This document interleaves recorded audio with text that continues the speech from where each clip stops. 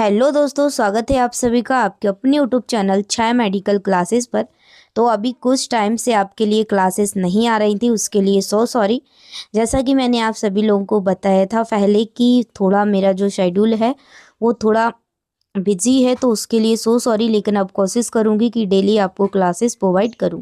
ठीक है, तो अगर आप भी नीट नर्सिंग एंट्रेंस एग्ज़ाम की तैयारी कर रहे हैं तो आपके लिए ये बायोलॉजी की एमसीक्यू सीरीज़ आपके लिए बहुत ही इम्पोर्टेंट होगी। एनसीईआरटी की लाइन्स, हर एक लाइन से मैं एमसीक्यू कवर करवाती हूँ, तो जुड़े रहिए छाया मेडिकल क्लासेस के साथ। और जो भी मैं वीडियो अपलोड करूँ उनको आपको ध्यान से देखना है और उन क्वेश्चनों की प्रैक्टिस करना है। ठीक है, तो आज की क्लास के अंदर भी हम बहुत ही इंपॉर्टेंट एमसीक्यू कवर करेंगे। डन, कौन से चैप्टर से? रिप्रोडक्टिव हेल्थ यानी जनन स्वास्थ्य से करने वाले हैं। जनन स्वास्थ्य से आपको क्वेश्चन जरूर देखने को मिलते हैं, मोस्ट इम्पॉर्टेंट चैप्टर है। डन, चलिए फर्स्ट क्वेश्चन है, जनन स्वास्थ्य का तथ्यपार्य किससे है, यानी कि जो रिप्रोडक्टिव सिस्टम है उसका उद्देश्य क्या है। देखिए, ये मैंने हिंदी एंड इंग्लिश दोनों लैंग्वेज में एमसीक्यू रखे हैं, लेकिन मैं बोलूँगी हिंदी में, क्योंकि हिंदी वाले बच्चों के लिए बहुत कम ही टीचर फोकस्ड रहते हैं, उनके लिए बहुत कम टीचर प्रोवाइड करते हैं कंटेंट। मेरा उद्देश्य है कि मैं हिंदी मीडियम वाले बच्चों को कंटेंट प्रोवाइड करूँगी। ठीक है, और इंग्लिश में आप लोग जो भी इंग्लिश वाले स्टूडेंट हैं आप लोग रीड कर लिया करो। ठीक है, तो चलिए, जनन स्वास्थ्य का तथ्यपार्य किससे है। तो देखिए, जनन स्वास्थ्य का तथ्यपार्य होता है कि हम स्वस्थ हैं, हम बल्कि शारीरिक रूप से नहीं, बल्कि हम पूरी तरीके से स्वस्थ हैं, शारीरिक रूप से, भावनात्मक रूप से, सामाजिक रूप से और व्यावहारिक रूप की, यानी physical, emotion, social, behaviour, wellbeing, सभी रूप से अगर हम स्वस्थ हैं तभी हम हेल्दी कहलाएंगे, स्वस्थ कहलाएंगे। डन, अगर एक भी चीज़ गड़बड़ हुई तो हम स्वस्थ यानी हेल्दी नहीं कहलाएंगे। डन, चलिए आगे बढ़ते हैं। ये क्वेश्चन आया है तो याद रख लेना। नेक्स्ट क्वेश्चन है, राष्ट्रीय स्तर पर जनन स्वास्थ्य कार्यक्रम शुरू करने वाला पहला देश कौन सा था, यानी कि first united national level reproductive health programme. तो देखिए, हमारे देश भारत में ये कार्यक्रम शुरू हुआ था, तो करेक्ट आंसर है इंडिया। डन, चलिए नेक्स्ट क्वेश्चन है, वर्तमान में जनन स्वास्थ्य सेवाएं किस कार्यक्रम के अंतर्गत चल रही हैं। वर्तमान में जो जनन स्वास्थ्य सेवाएं हैं वो किस कार्यक्रम के अंतर्गत चल रही हैं करंट में। तो याद रख लेना, आरसीएच के अंतर्गत चल रही हैं। आरसीएच का फुल फॉर्म भी याद रख लेना, reproductive and child health programme, ये क्वेश्चन आता है। ठीक है, चलिए सभी क्वेश्चन सिलेक्टेड व एग्जाम ओरिएंटेड लिए गए हैं, सभी क्वेश्चनों को आपको अच्छे से करना है। नेक्स्ट क्वेश्चन है, जनन स्वास्थ्य प्राप्त करने का पहला कदम क्या है। तो याद रख लेना, जनन स्वास्थ्य प्राप्त करने का जो पहला कदम है वो है अवेयरनेस एंड काउंसलिंग। ठीक है, अवेयरनेस एंड काउंसलिंग। ठीक है, चलिए नेक्स्ट क्वेश्चन है, किशोर अवस्था में कौन से बदलाव आते हैं। जब आप किशोर अवस्था में आएंगे, एडोलसेंस में आएंगे, तो आपकी बॉडी में क्या क्या चेंजेस होंगे ये पूछा गया है। तो देखिए, आप फिजिकल, मेंटल, इमोशन सभी टाइप से आपके बॉडी में चेंजेस होंगे। ठीक है, करेक्ट आंसर है ऑप्शन सी। नेक्स्ट क्वेश्चन है, एचआईवी एड्स किस प्रकार का संक्रमण है। जो एचआईवी होता है वो किस प्रकार का संक्रमण है, बैक्टीरियल, वायरल, फंगल, पैरासाइट। तो याद रख लेना, वो होता है वायरल। चलिए नेक्स्ट क्वेश्चन है, सुरक्षित यौन व्यवहार का उद्देश्य क्या है। तो याद रख लेना, सुरक्षित यौन व्यवहार का उद्देश्य होता है, ठीक है, उसका उद्देश्य होता है कि रोगों से बचाव। अगर आप सुरक्षित यौन व्यवहार करेंगे, उन संबंध बनाएंगे, तो आपको ही बचाव मिलेगा रोगों से। मान लो आपके पार्टनर को कोई बीमारी है और आपने बिना प्रोटेक्शन यूज किए, ठीक है, यौन संबंध किया, तो आपको वो बीमारी ट्रांसफ़र हो सकती है। इसलिए ना सिर्फ प्रेगनेंसी को बचाता है बल्कि आपको बीमारियों से भी बचाता है। ठीक है, प्रोटेक्शन अगर आप यूज़ करेंगे सेक्सुअल टाइम। ठीक है, चलिए नेक्स्ट क्वेश्चन है, मासिक धर्म में अनियमितता किससे संबंधित है। अगर आपके पीरियड्स इरेगुलर हो रहे हैं तो इसमें किससे संबंधित, किससे रिलेट करेगी। तो देखिए, पाचन तंत्र से तो कोई संबंध नहीं है, श्वसन तंत्र से कोई संबंध नहीं, नर्वस सिस्टम से कोई संबंध नहीं है, किसका है, रिप्रोडक्टिव सिस्टम से, यानी कि जनन तंत्र से। डन, चलिए नेक्स्ट क्वेश्चन है, चिकित्सा गर्भ समापन, यानी जिसे हम एमटीपी कहते हैं। एमटी का फुल फॉर्म याद रख लेना, मेडिकल टर्मिनेशन ऑफ प्रेगनेंसी, जिसे हम शॉर्ट में एमटीपी बोलते हैं। इसका उद्देश्य क्या है, पर्पज क्या है। तो देखिए, इसका उद्देश्य होता है अनचाहे गर्भ को समाप्त करना, टर्मिनेशन ऑफ अनवांटेड प्रेगनेंसी। लेकिन आजकल लोग अनचाहे गर्भ को समाप्त नहीं बल्कि लड़कियों को ज़्यादा समाप्त कर रहे हैं। ठीक है, लड़की हुई अबॉर्शन करा दिया, लड़की हुई अबॉर्शन करा दिया चेक करके, इसलिए ये गवर्नमेंट ने क्या है इसको क्या है स्किप कर दिया है, इसको बंद कर दिया है, क्योंकि लोग इसका मिसयूज कर रहे थे। चलाया अच्छे के लिए था। जैसे मान लो किसी बच्चे को डिसेबिलिटी है, विकलांग है, ज़्यादा विकलांग है, तो गवर्नमेंट कहती है इस बच्चे को गर्भ में ही क्या है इसका क्या है अबॉर्शन कर दिया जाए, जिससे बच्चा बाद में प्रॉब्लम क्रिएट ना हो। ठीक है, तो यहाँ पे करेक्ट आंसर है ऑप्शन बी। प्रसूत्तर देखभाल किससे संबंधित है? प्रसूत्तर मतलब पोस्ट नेटल। ठीक है, पोस्ट नेटल का मतलब होता है कि डिलीवरी हो चुकी है उसके बाद, तो गर्भ प्रसव के बाद, आफ्टर डिलीवरी। ठीक है, उसे हम क्या कहते हैं? पोस्ट नेटल कहते हैं।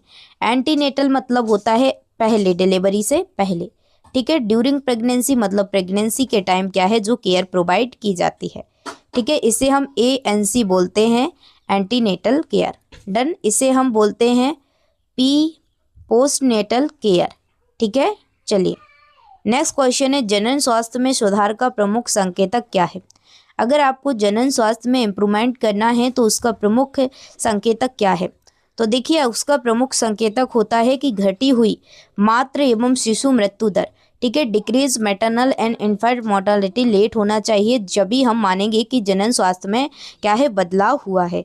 डन, तो बच्चों अपना प्यार और सपोर्ट बनाए रखो, जिससे कि मैं डिजिटल बोर्ड जल्द ले सकूं, जिससे मैं आपको सामने फेस टू फेस ज़बरदस्त तरीके से पढ़ा सकूं।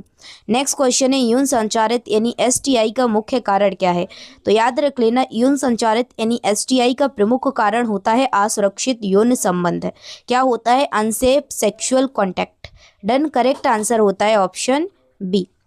नेक्स्ट क्वेश्चन है, बंध दंपतियों के लिए कौन सी सेवा उपलब्ध है? सॉरी, एक मिनट, बंध दंपतियों के लिए कौन सी सेवा उपलब्ध है यहाँ पे पूछा गया है।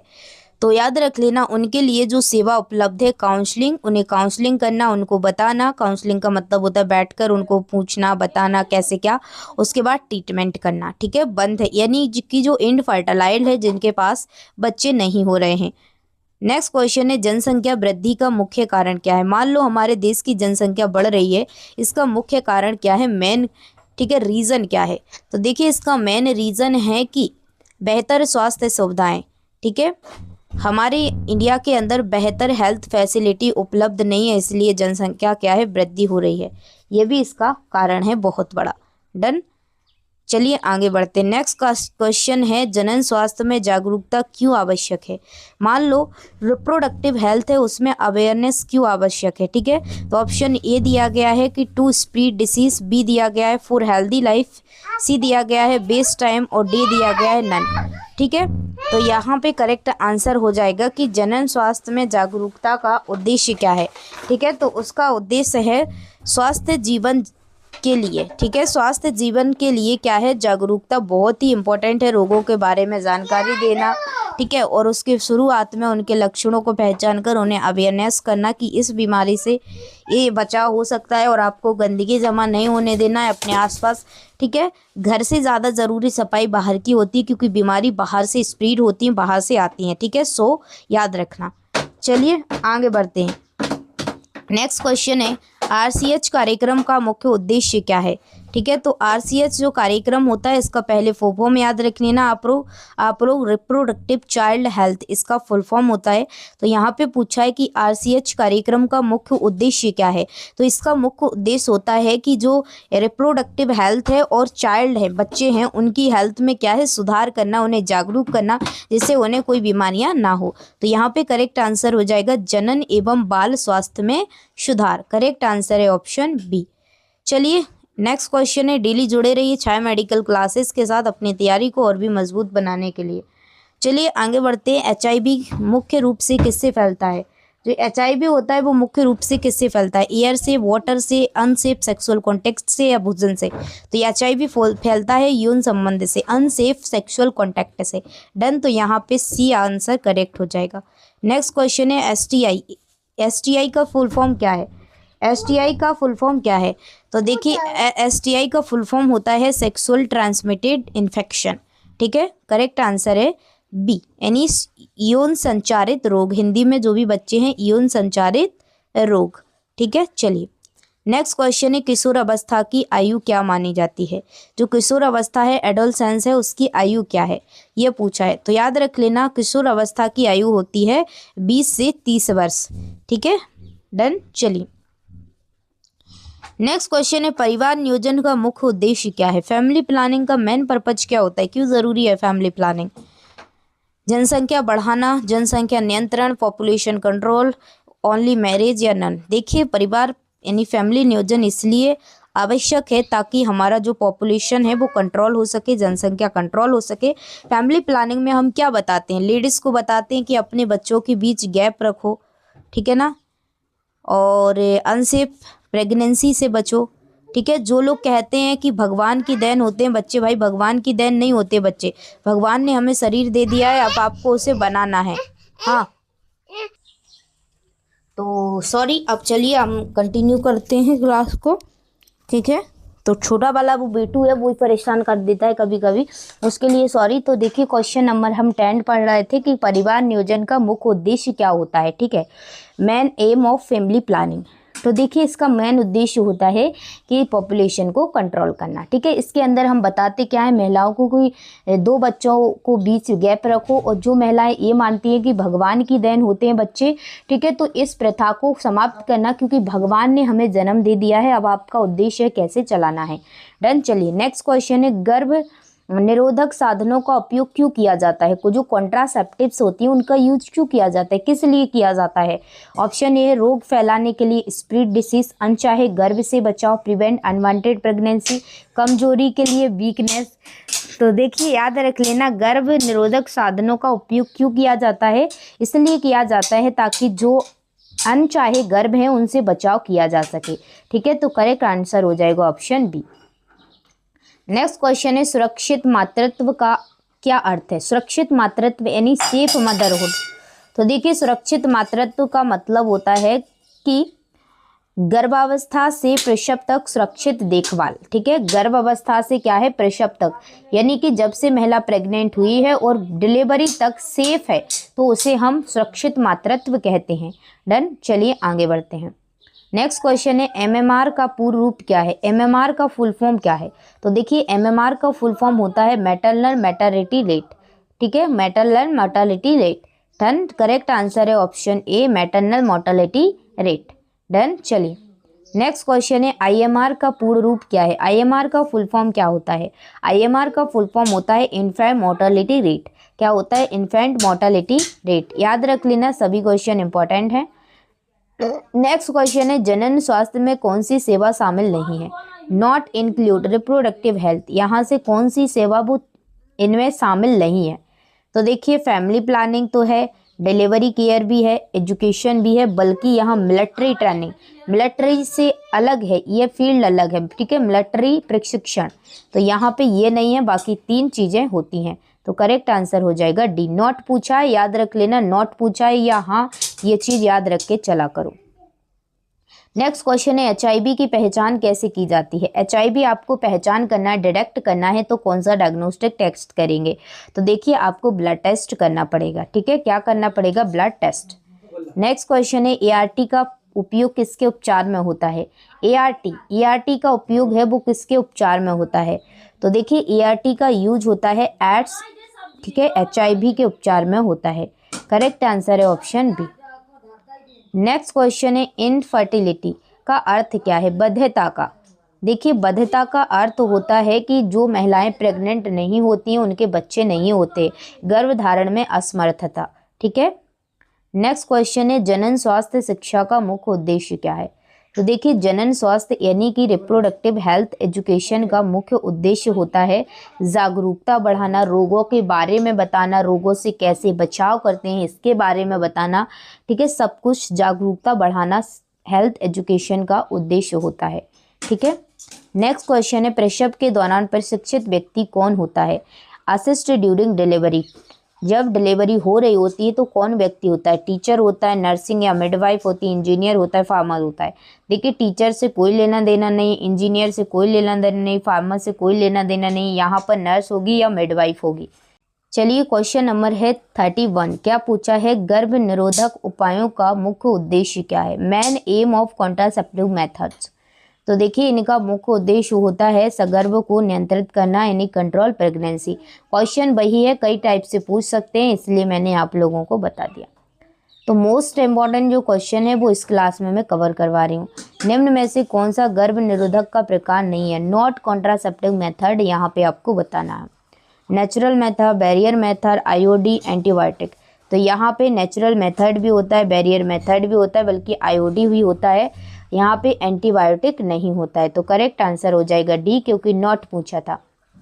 नेक्स्ट क्वेश्चन है आईओडी का पूर्ण रूप क्या है? आईओडी का फुल फॉर्म क्या होता है? ठीक है, तो याद रख लेना, जो आईओडी है उसका फुल फॉर्म होता है इंट्रा यूटेराइन डिवाइस। क्या होता है? Intra uterine device. तो करेक्ट आंसर है ऑप्शन बी। डन। चलिए आगे बढ़ते हैं। नेक्स्ट क्वेश्चन है कि इम्प्लांट्स किस प्रकार का गर्भ निरोधक है? जो इम्प्लांट होता है वो किस प्रकार का कॉन्ट्रासेप्टिव्स है? Surgical, hormonal, natural. तो याद रख लेना वो है हार्मोनल। ठीक है, कैसा है? हार्मोनल। करेक्ट आंसर है ऑप्शन बी। नेक्स्ट क्वेश्चन है एमटीपी का पूर्ण रूप क्या है? एमटीपी का पूर्ण रूप मतलब एमटीपी का फुल फॉर्म क्या है? तो देखिए एमटीपी का फुल फॉर्म होता है मेडिकल टर्मिनेशन ऑफ प्रेगनेंसी। तो करेक्ट आंसर यहाँ पे है ऑप्शन ए। नेक्स्ट क्वेश्चन है भारत में एमटीपी किस स्थिति में वैध है? मान लो भारत में जो एमटीपी है उस पर रोक लगाई गई है, इसलिए रोक लगाई गई है क्योंकि लोग इसका मिसयूज कर रहे हैं। ठीक है, तो यहाँ पे करेक्ट आंसर है केवल डॉक्टर की सलाह से ही वैध है, बाकी वैध नहीं है। ठीक है, करेक्ट आंसर है क्या हो जाएगा यहाँ पे। चलिए आगे बढ़ते हैं। नेक्स्ट क्वेश्चन है एमटीपी का उपयोग कब किया जाता है? एमटीपी का जो उपयोग है वो कब किया जाता है? तो देखिए एमटीपी का उपयोग जब करते हैं जब अनवांटेड प्रेगनेंसी यानी कि अनचाही गर्भावस्था हो, बलात्कार के मामले, रेप केसेस, माँ भ्रूण के लिए खतरा, ये कंडीशन है तो गवर्नमेंट खुद क्या है एडवाइस देती है कि आप एमटीपी करवा लो। ठीक है, तो करेक्ट आंसर है यहाँ पे ऑप्शन डी। नेक्स्ट क्वेश्चन है एसटीडी का पूर्ण रूप क्या है? एसटीडी का फुल फॉर्म। तो याद रख लेना एसटीडी का फुल फॉर्म होता है सेक्सुअली ट्रांसमिटेड डिसीज।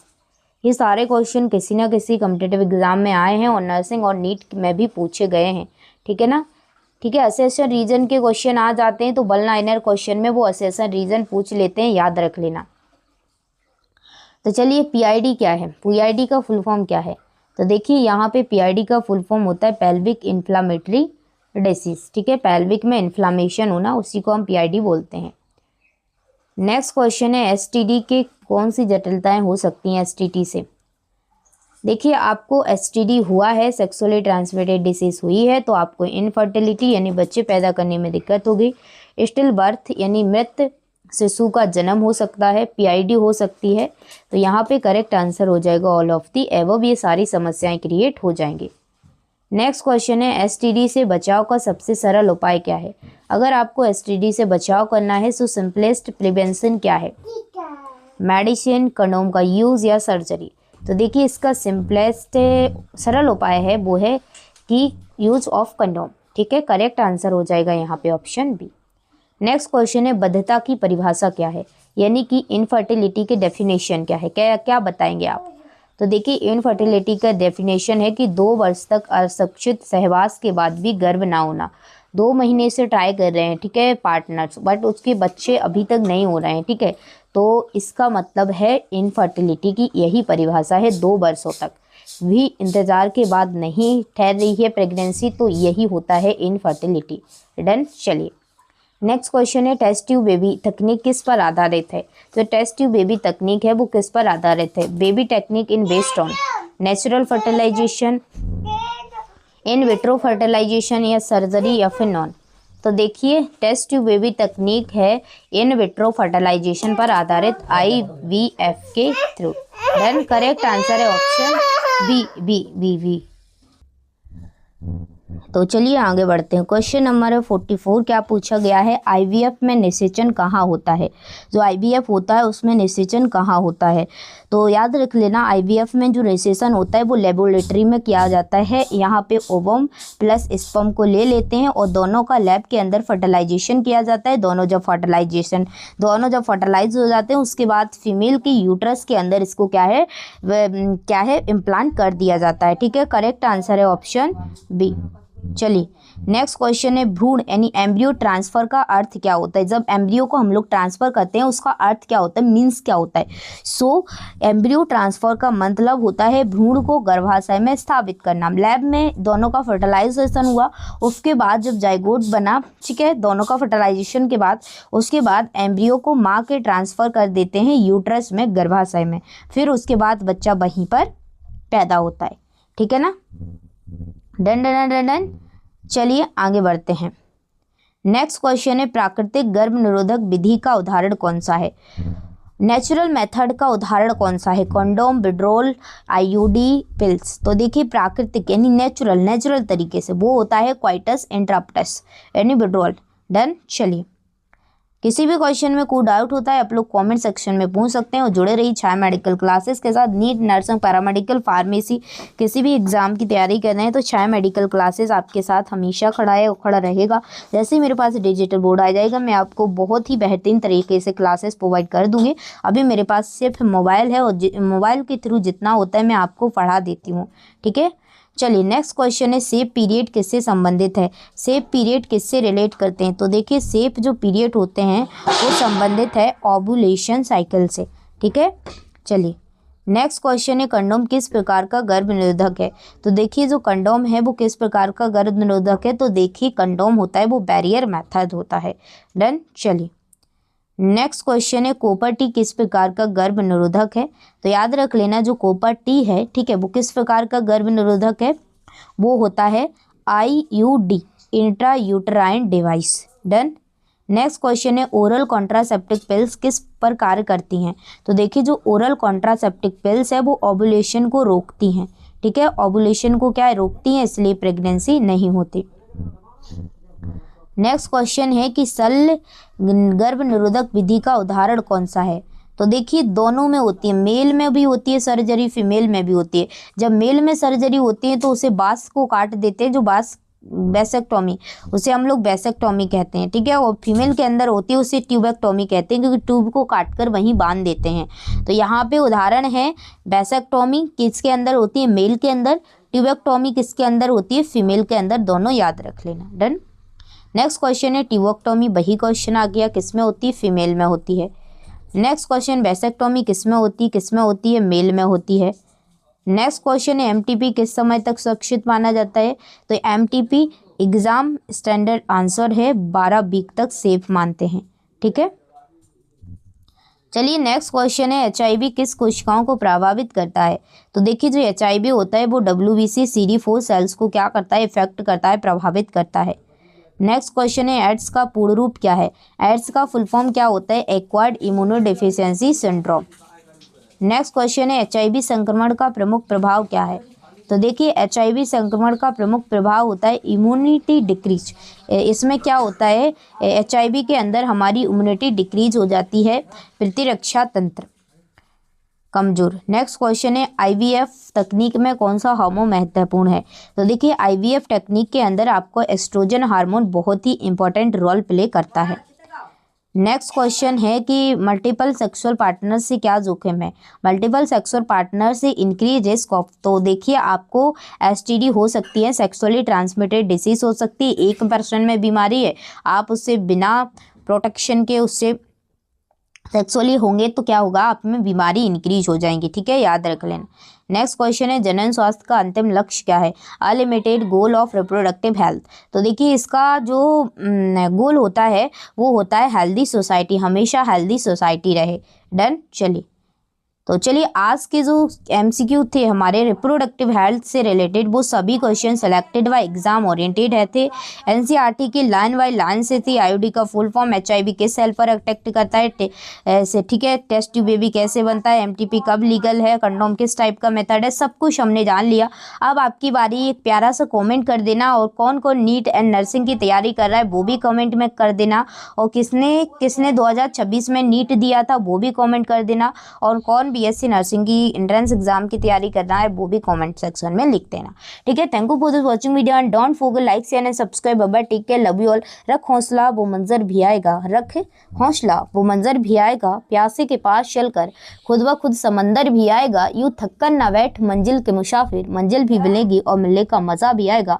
बस आपको क्या है, थकना नहीं है, हारना नहीं है, बल्कि मेहनत करना है। थैंक यू, मिलती हूँ नेक्स्ट वीडियो के अंदर।